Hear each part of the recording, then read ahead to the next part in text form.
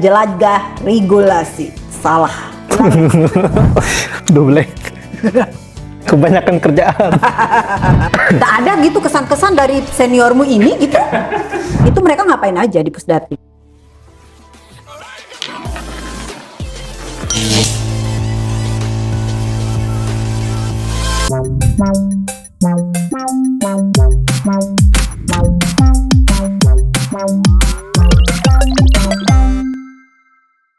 Burung camar naik pohon, ketemu lagi dalam Ngaji Ribon. Assalamualaikum warahmatullahi wabarakatuh, Sobat ASN. Ketemu lagi dengan saya Anggun Kristina dalam Ngaji Ngupas ASN Jelajah Regulasi.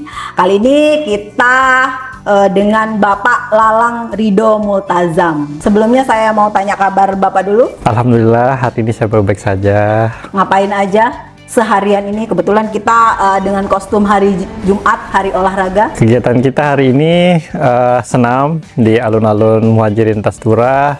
Setelah itu seperti biasa kami di UPTD Pusat Data dan Informasi ASN melayani pegawai ASN. Banyak hal yang akan kita layani di Pusdatin. Kami di sini berempat.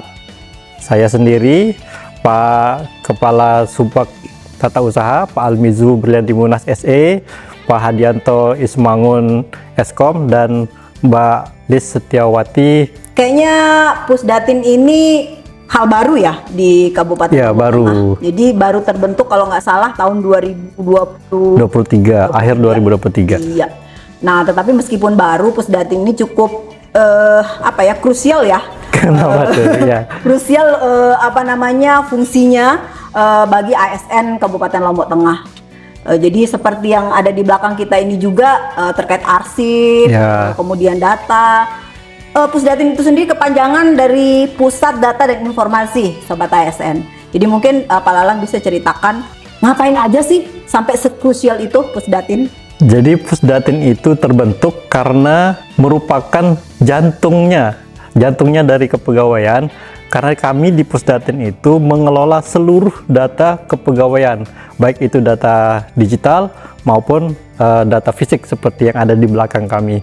Jadi di Pusdatin itu semua aspek kepegawaian dimulai dari pengadaan sampai dengan pensiun itu dikelolanya di Pusdatin. Selain itu, kami di Pusdatin bertugas untuk mengupdating data, melakukan rekonsiliasi data dengan beberapa perangkat daerah terkait. Sebagai contoh, dengan Badan Keuangan dan Aset Daerah, kami setiap bulan rutin melakukan rekonsiliasi data terkait dengan data pasangan, data jumlah ASN, data keluarga, sehingga dengan adanya hal tersebut dimungkinkan untuk meminimalisir terjadinya kerugian negara. Seperti itu.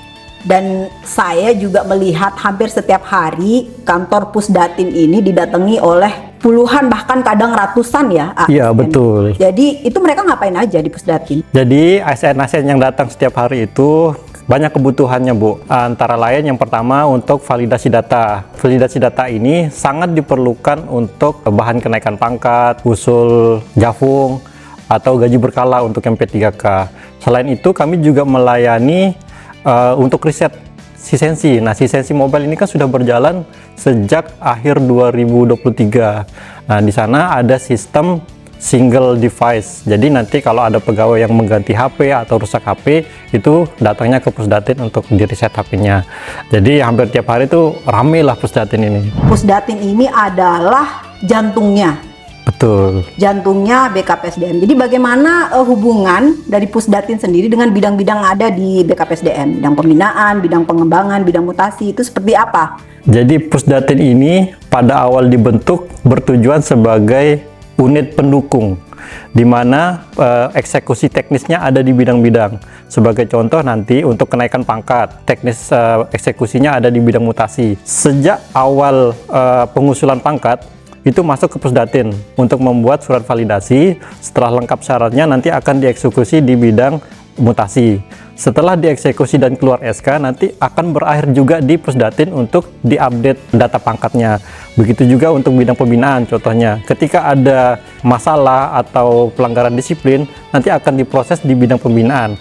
Output berupa SK yang dari bidang pembinaan akan ditembuskan ke kami untuk diupload ke sistem, seperti itu. Nah, sistem di sini sudah langsung nyambung ke SIASN ya. Nyambung, Bu. Jadi Sobat ASN hati-hati nih, data kita sekarang betul-betul terekam bukan hanya di BKPSDM Kabupaten Lombok Tengah tapi langsung nyambung ke SIASN. Jadi BKN langsung merekam tindak tanduk dari sobat-sobat ASN semuanya. Berarti umurnya Pusdatin sekarang kira-kira 2 tahun ya? 2 tahun. 2 tahun. Sudah ngapain aja selama 2 tahun itu? Apa inovasi yang sudah dibuat? Kemudian mungkin ada aplikasi-aplikasi ya, seperti tadi presensi kan dibuat di sini. Kemudian kinerja juga di sini, meskipun itu berbagi pakai dengan BKN, tapi juga kan di sini buat lagi aplikasi penyambung nih, terutama untuk rekon TPP. Jadi supaya sobat ASN tahu, rekon TPP juga kan diolahnya awal pertama kali itu di Pusdatin. Oke, silakan. Jadi selama 2 tahun ini kami sudah mengembangkan sebuah aplikasi baru, yakni Simantap. Simantap ini adalah anak dari Smart ASN yang dulu. Jadi Simantap ini bertujuan dibentuknya adalah untuk mengcombine antara Sidawai, data pegawai, Sisensi yang presensi, dan e-kinerja dari BKN, di mana semua akan bermuara di Simantap untuk dijadikan sebagai media dalam penghitungan TPP ASN. Nah, selain itu, kami juga sedang mencoba mengembangkan aplikasi Sidawai versi 2. Nanti ada fitur-fitur baru dan tampilan-tampilan baru yang insya Allah secepatnya akan kami launching. Selanjutnya untuk Sisensi Mobile. Sisensi Mobile sendiri sebelum terbentuknya Pusdatin, atau kalau tidak salah bersamaan dengan terbentuknya Pusdatin, Sisensi Mobile sudah kami kembangkan, dan alhamdulillah sampai dengan saat ini dapat dikatakan berjalan dengan lancar. Nah, kedepannya Sisensi Mobile ini akan kami coba kembangkan mungkin dengan fitur Face ID Detection. Untuk hal lain mungkin sampai dengan saat ini belum dulu, mengingat keterbatasan SDM kami di sini, Bu. Kami hanya berempat. Nah, semoga di bulan Maret besok dengan adanya penambahan P3K yang 2 orang, kami bisa lebih berinisiatif dan berinovasi dalam pengembangan sistem-sistem selanjutnya. Oke, jadi ada bocoran nih Sobat ASN. Ke depan presensi kita yang sekarang kita tinggal pakai klik jari ya, nanti akan dengan Face ID Detector. ya. Jadi kita harus seperti bank-bank itu ya, yang kita coba lebih simpel, mungkin hanya dengan Face ID nanti akan terekam absennya. Jadi catat Bapak Ibu Sobat ASN semua, untuk presensi ke depan kita akan pakai Face ID. Kemudian terkait arsip, saya pernah dengar kalau kita dulu pernah diminta untuk menyerahkan arsip kepegawaian kita dalam bentuk digital. Itu seperti apa? Jadi memang dulu kami berinisiatif untuk membuat arsip digital, mengingat jumlah arsip fisik seperti ini sangat banyak yang akan kami himpun. Jadi alangkah baiknya kalau kita membuat second choice. Kan ada tuh pepatah yang mengatakan jangan menyimpan telur dalam satu keranjang. Nah, sekarang kita akan mencoba menyimpan telur di beberapa keranjang. Jadi di UPTD Pusdatin telah mengembangkan aplikasi Sidawai, di mana masing-masing pegawai itu bisa menyimpan arsipnya secara digital melalui akun masing-masing.